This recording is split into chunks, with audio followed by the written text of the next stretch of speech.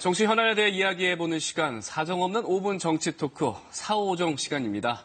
지난 주말 국회 정상화 합의가 경제 청문회에 발목이 잡히면서 사실상 실패했습니다. 네, 한국당을 뺀 여야 4당이 오는 목요일 국회를 열기로 하면서 6월 국회도 결국 반쪽 출발을 하게 됐는데요. 명지대 김형준 교수님과 함께 자세한 얘기 나눠보겠습니다.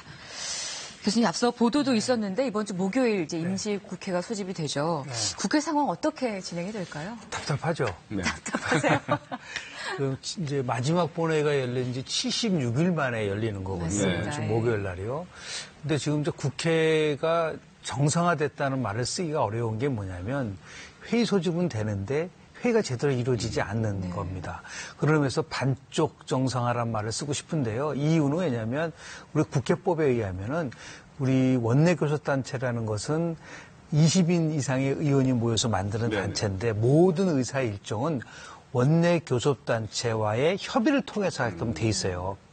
합의를 위해서 만들었는데 오히려 합의 때문에 덫에 빠지게 되는 그러면서 계속해서 한쪽이 반대를 하게 되면은 모든 게 올스톱되는 그러한 구조를 갖고 있다는 말씀을 좀 드리고요. 일단은 아마 상임위 차원에서는 활동을 할 수가 있기 때문에 민주당이 상임위 위원장 한 그곳에서는 아마 그 활동을 할 수 있는 길은 열릴 수 있을 거라고 보는데요.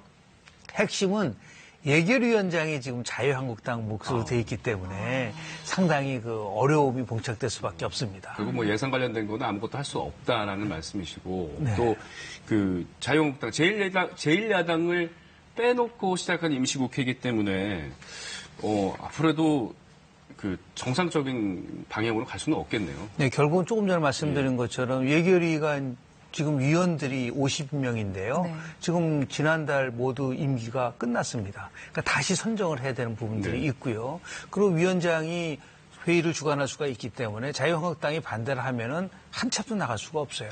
다음에 이제 법안 심의 같은 경우는 이제 각 상임위별로 하고 본회의에서 하게 돼 있지만 역시 자유한국당이 반대를 하게 되면 계속해서 한 발짝도 못 나가게 되는 구조로 돼 있기 때문에 결국은 제가 볼 때는 이제 국회는 열었지만 물밑에서의 협상은 지속적으로 이루어질 거야 될 거라고 봅니다. 네, 뭐 어떤 화면에서 이렇게 폐기되는 안건들을 막 봤는데요. 가슴이 아프더라고요. 빨리 정상화가 돼야 될 텐데 지금 자유한국당이 국회 정상화 조건으로 경제청문회가 없이는 국회 갈 수 없다 이렇게 강경 입장을 보이고 있잖아요. 그렇게 고수하는 이유가 뭘까요? 일단 뭐 경제 실정과 관련돼서 정부를 이제 비판하겠다라는 이제 기조가 핵심적 사항인데요. 조금 좀 분리해 줄 필요는 있어요. 예를 들어서 이게 조건으로 달기 때문에 지금 이제 교착 상태가 돼 있으니까 일단은 이제 국회를 열면서 다양한 형태의 경제와 관련된 회의를 할 수 있거든요. 당장 뭐 기재 상임위원회에서 여러 가지 상황에 대해서 장관도 부를 수도 있고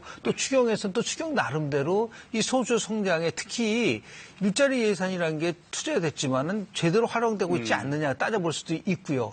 그렇게 해서 조금 유연성을 가져야 될 필요가 있지 않겠나. 이거는 그래서 이제 오신환 지금 바른미래당의 원내대표도 이거를 조건으로 달기에는 조금 무리가 있는 게 아니냐라고 하고 있지만 중요한 거는 뭐냐. 아무리 나경원 원내대표가 합의를 해도 의원총회를 갖게끔 돼 있어요. 그래서 의원총회에서 부결되면 또 아무것도 안 되기 때문에 굉장히 곤란한 부분들이 있습니다. 그래서 결국은 정치는 협상이기 때문에 물밑에서 조금이라도 서로 명분을 주면서 타협을 봐야 되지 않을까 생각을 합니다. 우선 좀 들어와서 또 물밑 협상을 해야 될 것 같다 이런 말씀이시고요. 앞서서 청와대가 이제 국민청원에 대해서 대답을 내놨잖아요. 뭐 정당 해산과 국민소환 청원에 대해서 답변을 했는데 이 자유한국당 나경원 원내대표가 이에 대해서 비판의 목소리를 냈고요. 결국 강기정 정무수석이 나경원 원내대표를 만났잖아요.